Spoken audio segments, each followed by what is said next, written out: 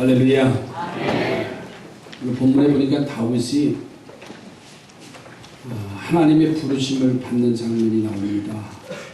그 부르심의 아들 솔로몬에게 마지막 유언을 하는 장면입니다.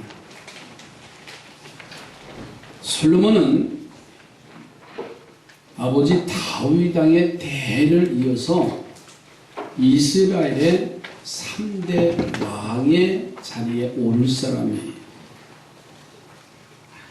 그리고 아버지 다윗이 세워놓은 이스라엘의 그 대제국을 잘 다스려서 그 위용을 이끌어갈 사람입니다.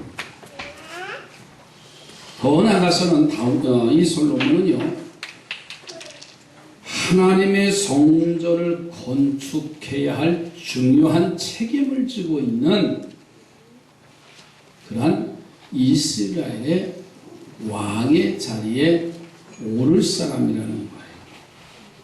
사실 다윗이 그 성전을 지으려고 다 준비를 해놨습니다. 그러나 나단 선지자가 다윗 앞에 와서 당신은 전쟁에 많은 피를 흘렸기에 하나님이 허락하시지 않는다는 거예요. 모든 것을 다 준비해 놓았지만은, 그러나 아버지의 대를 이어서 솔로몬이 그 일을 계승해야 할 아주 중요한 위치에 있는 자손이었습니다. 자, 그래서 다윗은 그가 죽기 전에 솔로몬에게 두 가지의 일을 감당할 것을 당부합니다. 첫째는 아버지가 이루어놓은 그 나라를 잘 다스려야 할 책임이 있고, 두 번째로는 아버지 다윗 왕이 하나님의 성전을 지으려고 하는데 그것을 이루지 못했으니 너는 그 일을 잘 감당해야 할 사명을 지금 솔로몬에게 부여해 주는 겁니다. 오늘 우리는 이 시대에는요, 이제 오늘 우리의 신앙은 잘 유지되지만 우리 자녀들, 우리 후대에게는요, 더 큰 사명을 찾아야 된다는 사실이에요. 그렇지 않으면 감당할 수 없는 일들이 여기저기에서 세계 도처에서 일어나고 있다는 사실이에요. 어제는 프랑스 파리 시내에서 테러로 인하여서 정말 끔찍한 일들이 일어났어요. 어느 때 어느 시에 어디서 어떠한 일들이 일어날지 못하는 불안한 시대에 지금 살고 있어요. 우리 한국도 마찬가지입니다. 예외는 아닐 겁니다. 우리가 알지 못하는 사이에 이슬람권들이 들어와서 지금 경제권까지 좌우하고 있어요. 어제는 대전에서, 오늘은 여기 가까운 서운동 서운체육관에서요, 이슬람들이 집회를 합니다.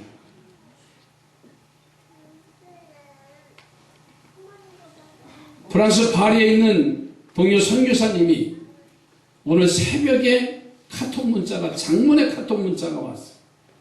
지금은 기도하지 않으면 아니냐 할 때라. 여러분, 프랑스가 1년에 IS로, 이슬람권으로 넘어가는 인원이 4,000명이랍니다. 4,000명. IS로 가는 일, 엄청난 일들이 일어나는 거예요. 정말 우리 자녀들에게 오늘 우리 삶 속에서 우리가 믿음의 정신 차리지 아니하면 어떠한 일들이 우리에게 일어날 수 있는지조차 알 수 없어요. 그래서 다윗의 아들 솔로몬에게 사명을 부여해 주는 거예요. 저는 이 말씀을 보면서 오늘 말씀의 제목을 우리에게 주시는 하나님의 명령이 뭔가, 하나님이 내게 주시는 명령이 뭔가, 이 말씀을 찾고 함께 은혜를 나누시기 바랍니다. 첫째로는 우리가 너무나 잘 아는 명령이죠. 대장부가 되라는 말씀을 했어요. 오늘 본문의 열왕기상 2장 2절 말씀을 좀 보시지요. 내가 이제 세상 모든 사람이 가는 길로 가게 되었노니 너는 힘써 뭐가 되라고요? 대장부가 되라고 그랬습니다. 한 나라의 왕이 된다는 것은요, 내가 왕이 되고 싶어서 되는 게 아니에요. 하늘이 낸다는 말이 있어요. 솔로몬도요, 왕의 자리에 오르는 일이 결코 쉬운 일이 아닙니다. 왜? 다윗에게는 많은 아들들, 자손들이 있어요. 그들 중에 아주 야망이 큰 아들이 하나 있는데 압살롬이라는 아들입니다. 이 압살롬이라는 아들은 그 신하들을 선동해서 아버지가 힘이 없을 때 그 부하들을 선동해서 반란을 일으켰던 아들입니다. 또 다른 아들 하나가 있어요. 솔로몬의 이복형입니다. 아도니아라는 사람이에요. 그는 얼마나 왕권에 욕심을 내고 있었던지 솔로몬이 왕위에 오른 뒤에도요, 그로 인해서 왕권 다툼이 일어나서 형제들끼리 죽고 죽이는 어려움이 있었어요. 그런 중에 솔로몬이 왕이 되었으니까 여러분 그 성품이나 인품이 왕이 될 제목을 가지고 있었고 아버지 다윗 왕이 보기에도 다른 형제들보다 뛰어났기 때문에 왕의 자리를 솔로몬에게 물려주기로 결심을 합니다. 자, 그런데도 이 아버지 다윗이 솔로몬에게 마지막 유언으로 당부하는 첫 마디가 바로 대장부가 되라는 거예요. 왕이 될 만한 그릇이 되어져 있고 그렇게 준비되고 지혜로울 만큼 아주 뛰어난 아들임에도 불구하고 너 힘써 대장부가 되랬어.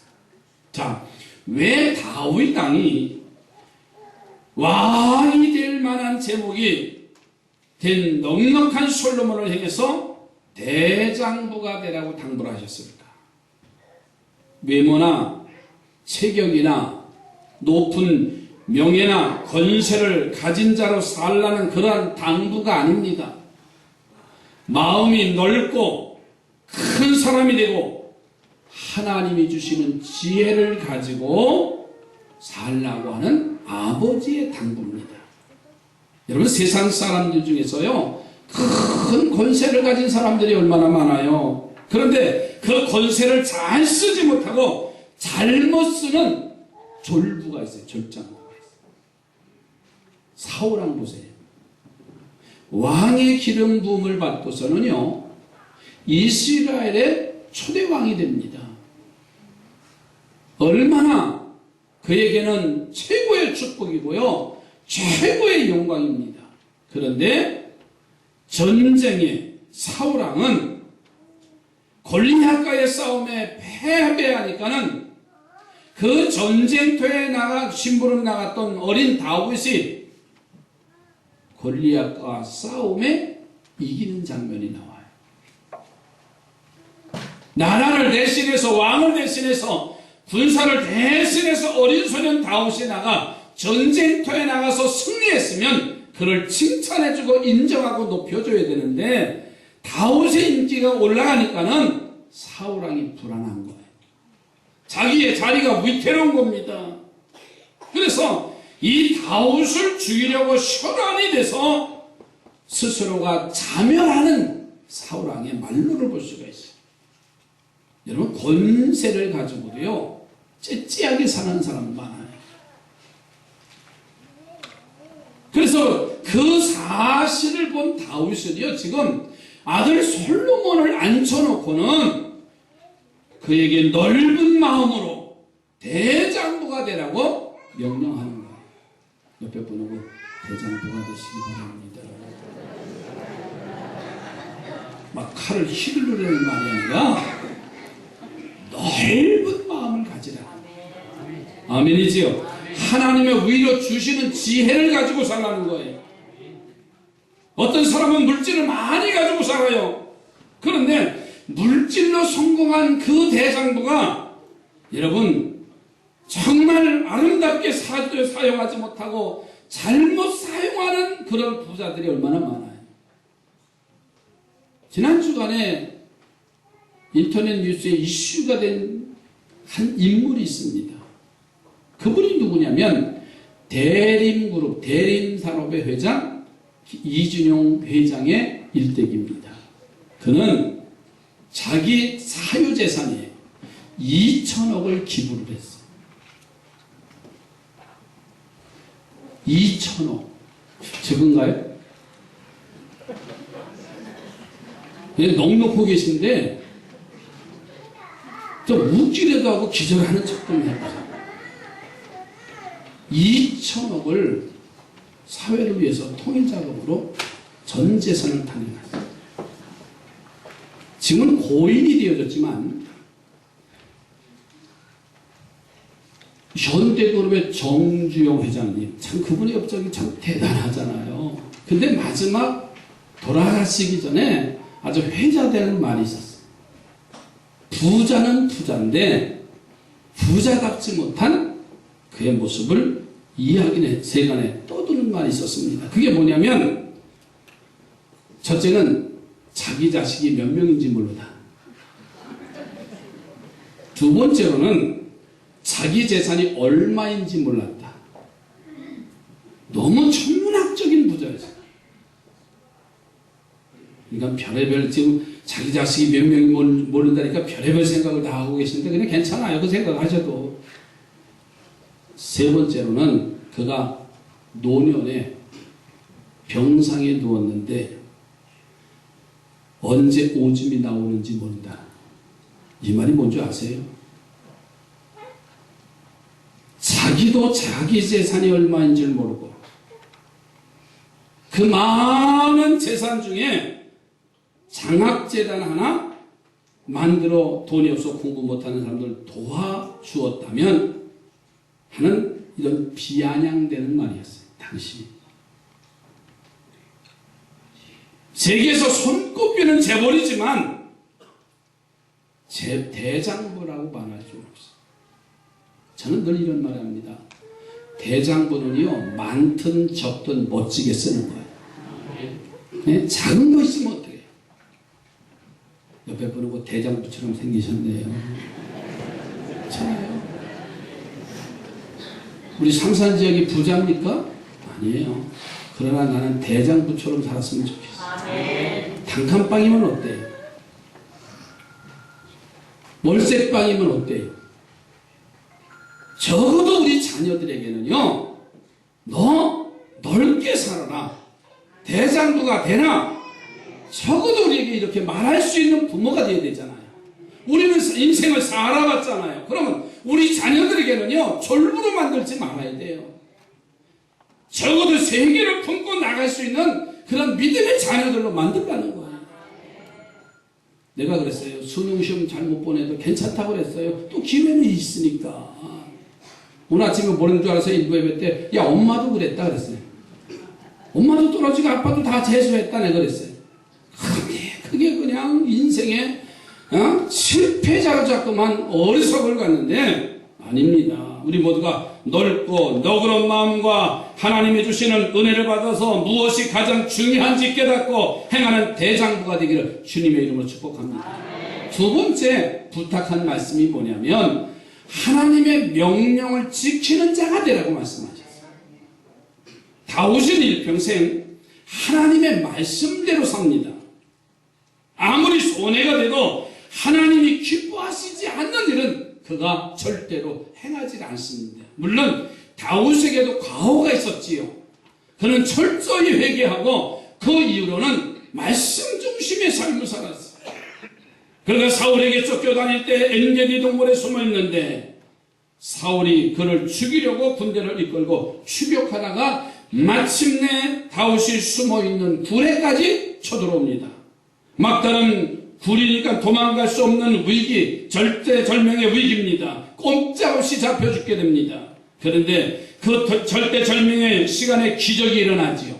사울과 그 군대가 더위에 견디지 못해서 그 시원한 동굴에 들어서 한 명도 보초서지 않냐고 다 깊은 잠에 들었어. 얼마나 좋은 기회입니까? 그를 제거할 수 있는 기회잖아요. 사울 왕만 제거하면 이제는 발 뻗고 편하게 살 그런 절호의 기회입니다. 그때 다윗의 부하 아비새가 다윗에게 와서 말합니다. 명령하시기만 하면 이 사울 왕을 제거하겠습니다. 명령을 내리라는 거예요. 만일 그렇게 되면 수십 년 도망자의 신세를 면할 수 있을 텐데, 그런데 다윗은 아비새에게 이런 말합니다. 사울을 죽이라고 명령하지 않아요. 사울의 옷자락만 베어가지고도 도망 나오게 합니다. 그 이유를 말하죠. 하나님이 기름 부어 세운 하나님의 사람을 내가 해할 수 있느냐? 하나님이 기뻐하지 아니하시며 하나님이 금하시기 때문이라고 말했습니다. 여러분, 다윗은 하나님의 말씀대로 살았어요. 그랬더니 하나님은 그 다윗을 위해서 사울도 멸해주시고 이스라엘 왕의 자리에 세워주시고 지금의 대제국을 건설하도록 전쟁의 연습을 하게 하셨어요. 자, 그러니까 다윗은 자신이 경험한 최대의 진리가 뭔지를 알았어요. 그것은 하나님의 말씀대로 살면 너에게 하나님이 축복임에서 나라도 잘 다스리고 내게 부여한 하나님의 성전도 은혜스럽게 잘 건축할 것이라는 것을 아들 솔로몬에게 말하고 있는 거예요. 그렇습니다. 우리도 하나님의 말씀대로 순종하고 그대로 행하면 무엇을 하든지 어디로 가든지 형통의 복을 주실 줄로 믿습니다. 하나님께서 주일 성수하라고 하면 목숨 걸고 주일 성수하면 되는 거예요. 하나님이 헌신하라고 하시면은요, 한 끼 남은 식량을 하나님의 사람 엘리야를 대접하는 사르밧 가무처럼요 대접하면 하나님은 그 일을 해결해 주셨어요. 밤을 새면서 고기를 잡았던 한 마리도 잡지 못한 베드로에게 나타나셨어요. 베드로에게 명령합니다. 깊은 데로 가서 그물을 던지라고 말씀하셨어요. 이치에 맞지 않습니다. 상황과 조건이 맞지 않습니다. 그러나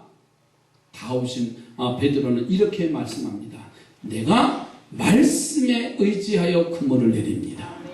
내 생각을 내려놓으라는 말입니다. 내 계획과 내 정황을 다 내려놓으라는 말입니다. 그리고 말씀대로 살면 내가 어디로 가든지 무엇을 하든지 명령대로 살면 어디로 가든지 무엇을 하든지 형통케 하신다는 거예요.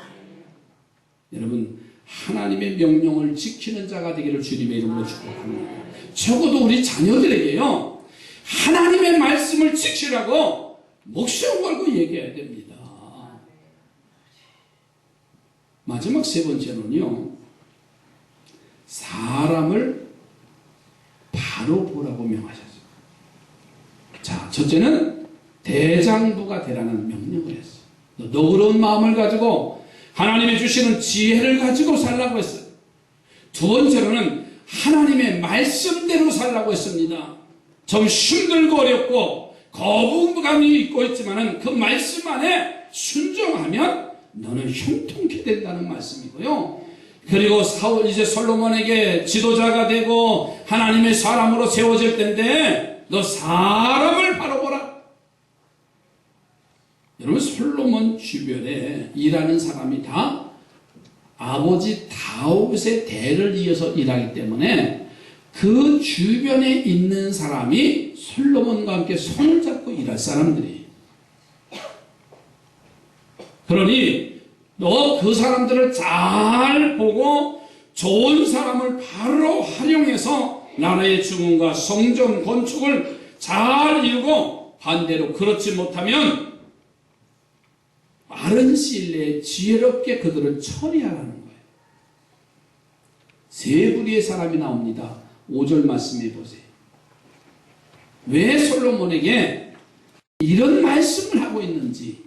5절에 수리아의 아들 요압이 내게 행한 일, 곧 이스라엘 군대의 두 사령관 넬의 아들 아브넬과 예델의 아들 아마샤에게 행한 일을 내가 알거니와 그가 그들을 죽여 태평시대에 전쟁의 피를 흘리고 전쟁의 피를 자기의 허리에 띤 띠와 발에 신은 신에 뭐 했다 그랬어요? 묻혔다 그랬어요. 요압은 다윗의 군대 장관입니다. 그는 용맹한 사람이었고요. 많은 공적을 세운 사람입니다. 그런데 그는 시기심이 많은 사람이에요. 남이 자기보다 높아지는 것을 보지 못하는 사람이에요. 그러니까 너 사람 잘 보라는 거예요. 그래서 그런 사람이 나타나면 권모술수를 써서 그를 죽여서 그의 주변에는 분쟁이 끊이지 아니하니까 여러분 너 잘 사람 택하라는 말이에요.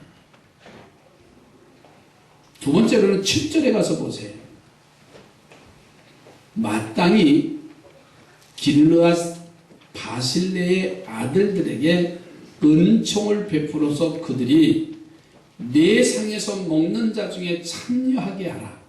내가 내 형 압살롬의 낯을 피하여 도망할 때에 그들이 내게 나왔다. 길르앗 바실레 사람 거부였습니다. 그는 다윗의 일생에 많은 도움을 준 사람이요. 마하나임에 거할 때도 다윗이 도망자의 신세였는데 그때 많은 도움을 준 사람이 이 바실레 길르앗 사람입니다. 그리고 압살롬의 반란으로 도망갈 때 나라의 모든 장수들이 방백들이 다 압살롬 편에 서서 아양을 떨고 있을 때 이 사람만은 나를 찾아와서 진정 위로자가 됐고 나를 공개하고 그 후에 압살롬이 예루살렘을 돌아올 때도 왕이 요단강 동강을 건너가는데 헌신한 사람이 바로 이 사람이라는 말이에요. 이런 변함없는 충성스러운 사람을 알아보고 그런 사람을 중용해서 왕권을 잘 확립하고 하나님의 성전 건축하는 데 당부하는 거예요. 여러분 지금 생각해보세요. 솔로몬은요 아버지의 대를 이어서 그 넓은 나라 대제국을 만들었어요. 그리고 이미 부모가 다윗이 하나님의 성전을 지으려고 다 준비해놨어요. 사람 한 사람 잘못 쓰면 강대국이라 할지라도요 속히 멸망할 수밖에 없어요. 아무리 많은 것을 준비해놨다 할지라도요 한 사람 잘못 쓰면 해가 망신할 수 있다는 거예요. 그래서 다윗이 솔로몬에게 하신 말씀이 세 번째로는 8절 9절에 가서 한번 보세요. 기회주의자를 조심하라고 당부합니다. 자 8절에 보세요. 바울임 베냐민 사람 게라의 아들 시므이가 너와 함께 있으니 그는 내가 마하나임으로 갈 때 도망갈 때입니다. 악독한 말로 나를 저주했다. 이 말이 뭐냐면 아들 압살롬이 반란을 일으키니까 그 힘이 다 아들 압살롬에게 갔습니다. 다윗은 이미 도망자가 될 수밖에 없었어요. 힘이 권력이 아들에게 가고 그럴 때 이 시므이가 한 행동입니다. 그러나 그가 요단에 내려와서 나를 영접함으로 내가 여호와를 두고 맹세하여 이르기를 내가 칼로 너를 죽이지 아니하리라. 그러나 그를 무죄한 자로 여기지 말아라. 너는 지혜 있는 사람이므로 지금 솔로몬에게 너 지혜 있는 사람이니 그에게 행할 일을 알지니 그의 백발이 피 가운데 수월에 내려가게 하라.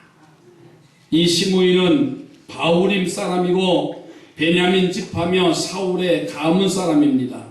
다윗이 왕권을 튼튼히 가지고 있을 때 숨죽이고 있다가 다윗이 쫓겨가는 신세가 되니까 다윗에게 가서요 악독한 말로 저주한 거예요.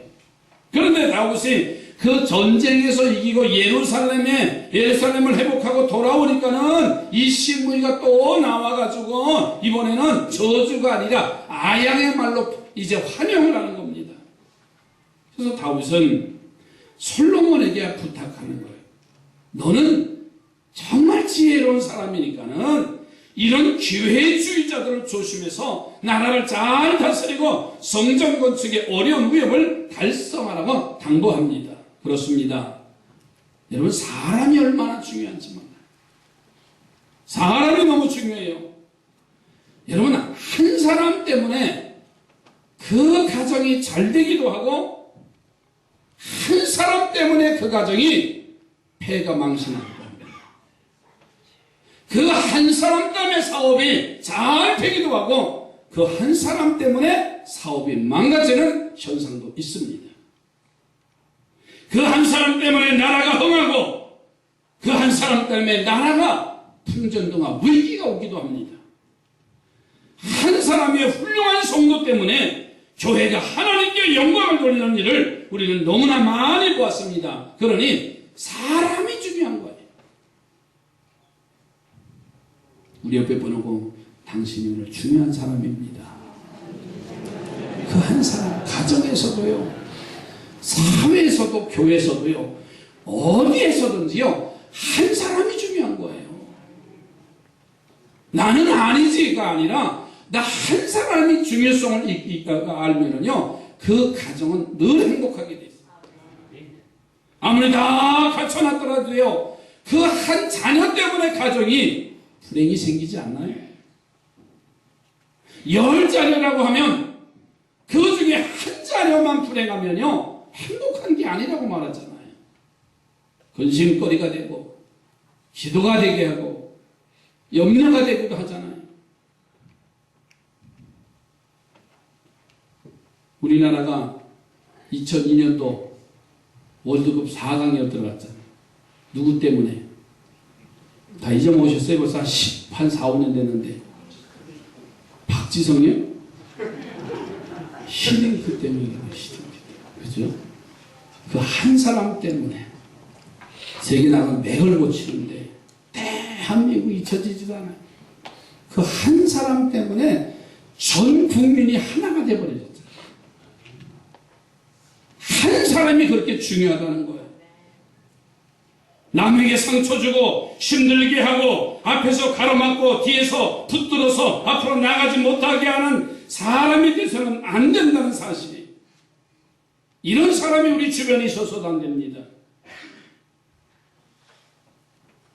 어제는 제 아버님이 80이 다 되시는 어르신이 서울시청을 가셨어요. 어제 시청에서 10만 명이 모였잖아요.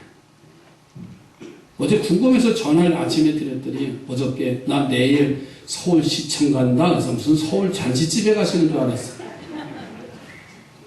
그랬더니 농민대회 그걸 가신다는 거예요. 제가 아버지 지금 연세가 몇 세신데 거길 가세요. 아니다. 버스 한 대, 화성시에서 버스 한 대를 대절했대. 친환경 옆에. 왜 그랬어요? 그랬더니 거기 안 가면 내년에 할당을, 배당을 안 준다고 해서 가시는 거예요. 아, 단체가 이렇게 무서운 겁니다. 그죠? 한 사람. 그러시면서, 야, 우리가 뭘 거기 가서 하냐? 야, 가서 내려가지고 서울역에서 내려서 동대문 시장에서 시장이나 구경하다가 그냥 내려올 거다. 그러시더라고요.